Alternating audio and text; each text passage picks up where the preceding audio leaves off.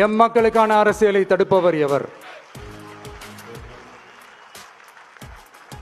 அதனால தோழர்களே, நமக்கு வந்திருக்கிற இந்த இடையூறு வெறும் டெம்பரவரி மட்டும்தான். எல்லாத்தையும் தகர்த்தெறிவோம், மக்களோட கை கோர்த்து நிற்போம், மக்களோட களத்துல போய் நிற்போம். நம்ம பயணத்துல தடம் மாறவே மாட்டோம். இப்பவும் சொல்றேன், 2026 2 பேருக்கு நடுவில் தான் போட்டியே.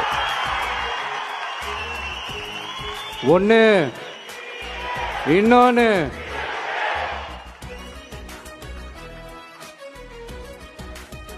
இந்த போட்டி இன்னும் ஸ்ட்ராங்கா மாறப்போகுது.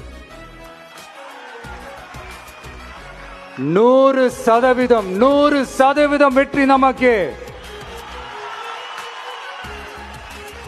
வாகை சூடுவோம், வரலாறு படைப்போம். கான்பிடென்டா இருங்க, நல்லதே நடக்கும், வெற்றி நிச்சயம்.